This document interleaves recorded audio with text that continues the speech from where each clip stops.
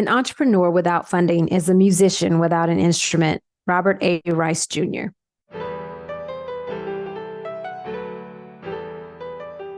You have the power to be the boss of your own life. I'm your host, Monica Allen. I'm a wife, mom, entrepreneur, best-selling author, lifelong learner, and your biz bestie. I have a love and passion for all things small business. Growing my own company from $700 to over 7 figures annually, my goal is to bring you inspiration, business-focused topics and tips, encouragement, and a community that helps you launch, grow, and scale your business, whether you are a dreamer, a side hustler, or a seasoned entrepreneur. You are listening to the Become Your Own Boss podcast. Last week, you allowed me to indulge in me sharing all about the first few weeks of school. And I've made it through that with the kiddos. But then last week, when I was getting ready to publish this episode, I ran into issues with this new podcasting system, this new podcast host. And what I realized is that, we often run into problems. And as business owners, entrepreneurs, human beings, we have to solve problems. We can't give up. We have to persist. And last week was the first week that I actually released an episode late. I was not able to get the episode up until Saturday instead of on Friday because of all of these issues. But I was really adamant about the quality, the sound quality of my audio that I bring to you each week.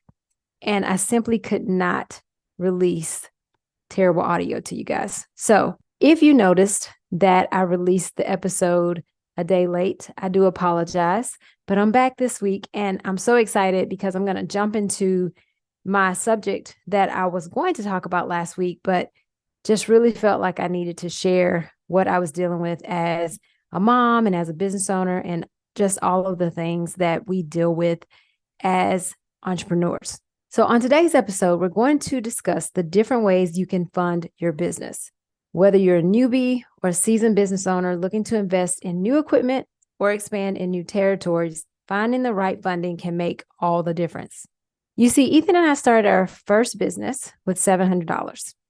We opened our first business bank account with $1,000, and that was made up of $300 worth of flyers that we sold to a fraternity at a local college. And then he and I both put in $350 to open that account. And this was back in 2002. I often like to ask entrepreneurs that I sit down with how they funded their business because there are multiple ways to get money for your business. So let's explore your options and see what fits best for where you are right now. Because truthfully, we often need funding. And whether you, as I mentioned before, whether you're new in business or whether you've been in it a while, in order to continue moving your business forward, innovating, doing new things, bringing out new products or services, you need funding for that. A few weeks ago, I had Samantha on an episode, and she talked about how she always was a saver and how she bought her first property, lived in it, and then rented it after buying her second house. We call this bootstrapping. Bootstrapping also is known as self-funding, which means you invest your own money. You may use personal debt or personal savings or funds that, like I said before, you've just been saving up, or you may get some from parents or grandparents. But Ethan and I also bootstrapped, and we continued to reinvest our earnings from product sales to grow and scale our business. The one thing about bootstrapping is that it really requires that you be nimble and utilize your resources carefully. And not just carefully, but efficiently and effectively, because your resources are typically more limited. So you have to be really careful with them. Now, Ethan and I would later get a bank loan to purchase our first embroidery machine. So we've been kind of bootstrapping throughout all of these 20-something years of doing business. But in between that, we've gotten bank loans for different things, different initiatives that we wanted to make happen in our business. And so we purchased our first embroidery machine, and eventually we even opened a line of credit, and that helped us to bridge the gap during slower times in the business. And for us, typically summers are slower than during the school year when fraternities and sororities are back busy and people are back in school and business owners are more focused on getting business gear for their team and just really not interrupted by all of the activities of the summer, vacations and things like that. As a small business, the one thing to know about your business acquiring a bank loan is that securing the loan will rely on your personal credit score.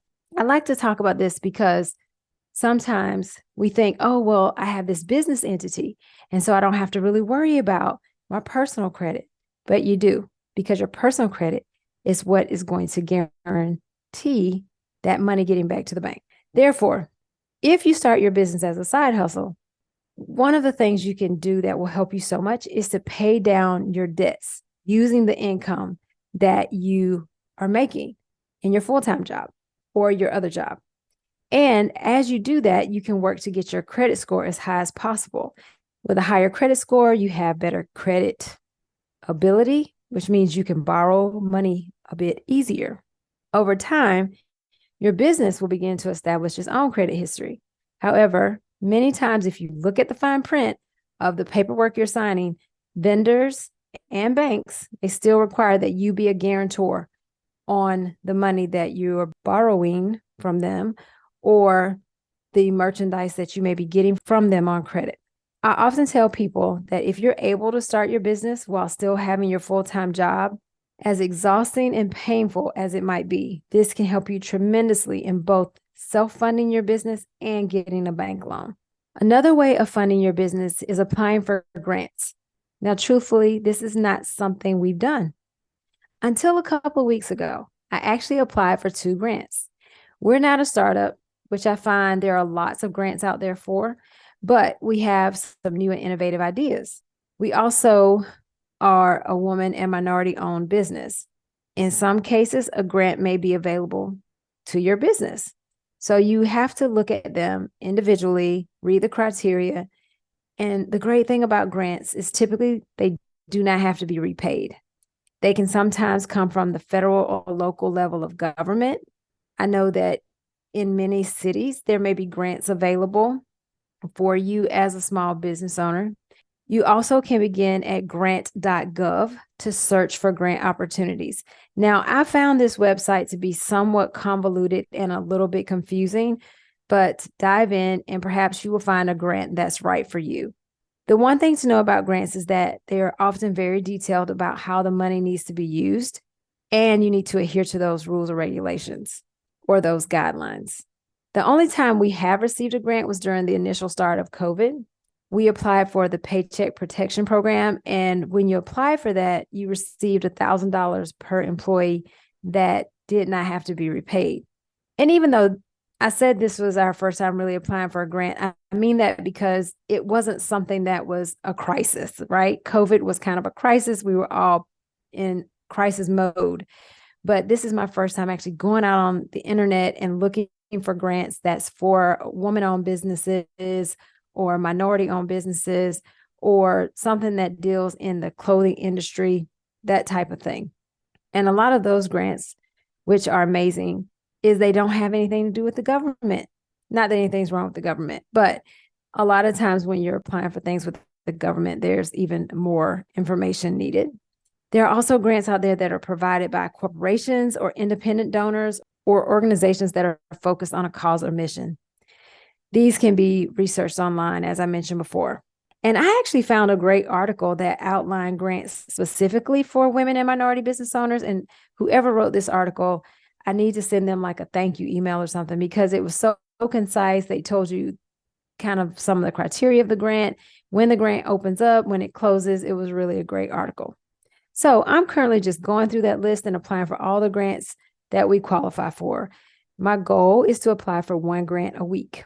And I'm doing this because we've done the bank loans, we've bootstrapped, and I just want something different.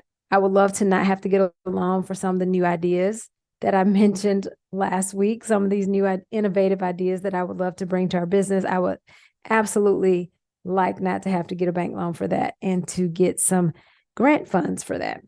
The next few options for funding your business are not things that I've personally utilized, but they are options to consider, such as crowdfunding. Crowdfunding is when a large group of people donate towards a business idea or project. There are several companies that offer a platform for crowdfunding, such as Kickstarter, GoFundMe, Patreon, and Fundable. The fantastic thing about this option is that it can also be another way of getting market validation because you get to get your product in front of people, and people choose to give you money because they think the product is a good product or a great idea. And so you get your product known to a market or to a large group of people. And these funds are typically not paid back, which is great. But you do have to deliver the product after you create it or the service. Another method that is similar to crowdfunding is peer-to-peer lending. And this is a platform that brings lenders and small business owners together. The advantage is that it's easier to acquire these funds as opposed to your traditional lending methods, and rates are often lower. So some peer-to-peer lending platforms are Peerform, Prosper, and Kiva. These funds do, however, have to be paid back as it is a loan and not a grant. Now, the next one, and this is one that has just never done. I want to be comfortable with it. I've researched it, and I'm going to actually be bringing you an episode around this in the next few weeks. But there are also venture capitalists and angel investors. Both of these options require you to give up a portion of your business. So think Shark Tank. This is not something we've done. When we mentioned it to our former CPA many years ago, he strongly advised against it due to the loss of some control of the very business you started. In some cases, a loss of a lot of control. It really depends on who's investing in your business. Now, I've heard some really scary stories about venture capitalists. Again, I've never done this, so I really don't know. But usually, and there is a slight difference between venture capitalists and angel investors, typically venture capitalists will provide your company, usually a riskier startup, an influx of cash for some controlling interest over the company. And oftentimes they're trying to get their return on investment within 3 to 5 years, be it an IPO or a sale to a bigger player. So they're not in it for the long haul. And I think most of us, when we started our businesses, we're in it for the long haul. We're thinking long term. We're not thinking we're going to sell this. Now, that's speaking for me. When I started the business, I really wasn't thinking about an exit strategy or an exit plan. Not sure if that's a good idea. I think thinking about that is actually a great idea, to think about, okay, down the road, how long do I want to be in this business? What am I thinking about for exiting the business? And I just really didn't start thinking about that until about, I would say, 3, maybe 5 years ago. Now, an angel investor is often a wealthier or well-to-do individual who puts their personal funds into a company that they believe in for some ownership. In both cases, the idea is to bring the expertise of the people in the venture to add knowledge to you and to your company to help it scale. Again, in this day and age, there are many options for funding your business. And though I can't speak to which option will work best for you and your company, I would recommend you first determine how much money you need to start or grow your company and take it to the next level. Keep in mind that you will typically need more than you anticipate.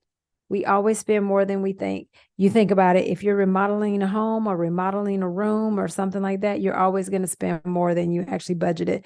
If you haven't done that yet, I promise you, you'll spend more than you actually anticipated. But you want to research each option and make a decision that will work for you. In many cases, your company may go through more than one of these funding methods, much like we have.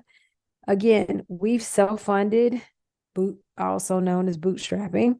We've gotten bank loans. We've applied for grants. We've done credit lines, which is actually kind of another form of loan. I'm hoping to have someone from a traditional bank come on to the podcast and talk about kind of those different options that banks do offer you as a business owner.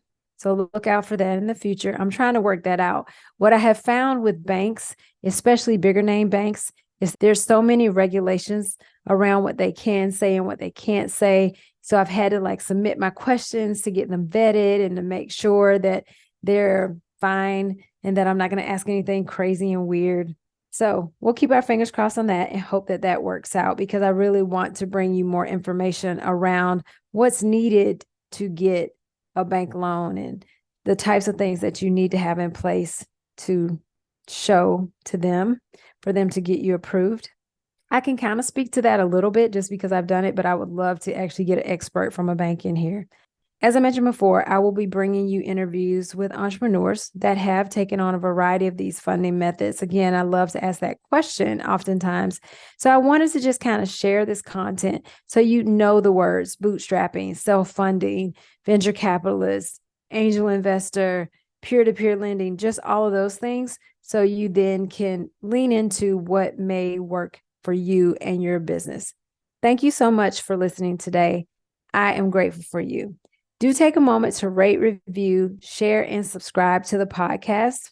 And don't forget to go over to monicaallen.com and sign up for the monthly newsletter. There will be a new edition coming out in the next week. So make sure you get signed up so you don't miss it. It will be delivered to your inbox.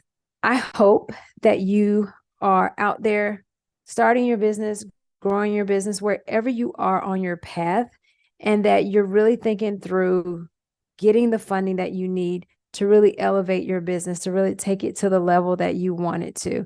If you have any questions for me or concerns around this, please feel free to reach out. My email is super simple. It's just monica@monicaallen.com. And remember, now is the time. Now is the time to level up, leave a legacy, and become your own boss.